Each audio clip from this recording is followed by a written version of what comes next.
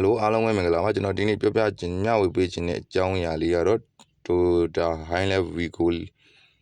1K FTV 40 တိုက်လေးပဲဖြစ်ပါတယ်ဒီကားလေးဆိုရင်ကျွန်တော်တို့စာပေကိုရောက်လာတဲ့အချိန်တုန်းက10မိနစ်15မိနစ်လောက်မောင်းလိုက်တဲ့ချိန်မှာလီဘာနင်းမရပဲကားတော်တော်ဆွဲုံကျသွားတဲ့အခြေအနေတစ်ခုနဲ့ရောက်လာတာပဲဖြစ်ပါတယ်ဒါလေးကျွန်တော်တို့စစ်ဆေးကြည့်တဲ့ချိန်မှာပြဿနာကစီလိုင်းဖြစ်မယ်ဆိုပြီးစီလိုင်းပြဿနာကိုကျွန်တော်တို့အရင်စစ်ပါတယ်စီလိုင်းကိုအရင်စစ်ပါတယ်စစ်လိုက်တဲ့အခြေအနေတစ်ခုမှာကျွန်တော်တို့စီတန်ကီနဲ့ဟမ်ပန်နဲ့ကြားတဲ့ကြားကန်ပိုက်မှာကျွန်တော်တို့ဝါယာတိတ်စို့နေတာလဲတွေ့ရတယ်ပြီးတော့ဟမ်ပန်ရဲ့အထဲမှာသူပါတဲ့ဖက်တာကလည်းမကောင်းတာကိုတွေ့ရတဲ့အတွက်ကျွန်တော်တို့ဖက်တာလဲလဲပေးရပါမယ်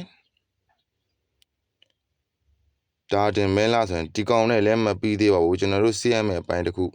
ကြံပါသေးတယ်အဲ့ဒါကတော့စီတန်ကီတွေကဖက်တာပဲဖြစ်ပါတယ်စီတန်ကီကြပြီးဒါကတော့ဖက်တာပုံလေးပဲဖြစ်ပါတယ်ဖက်တာအဲ့ဒီဖက်တာလေးရဆိုရင်ကျွန်တော်တို့ရေတွေချိုးအိတ်တွေနဲ့စို့နေပိနေတာကိုမြင်တွေ့ရတာပဲဖြစ်ပါတယ်ဒါဒီကားမှာဆိုရင်ကျွန်တော်တို့ဒီဖက်တာကို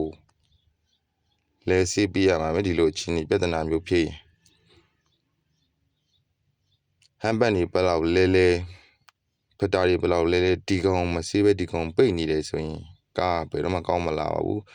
ဖြစ်ခဲပါတယ်ဖြစ်တတ်ပါတယ်ဒါလေးကိုကျွန်တော်တို့ပညာသင်ညီကိုတွေအတွက်မျှဝေပေးလိုက်ရခြင်းဖြစ်ပါတယ်အားလုံးကျေးဇူးတင်ပါတယ်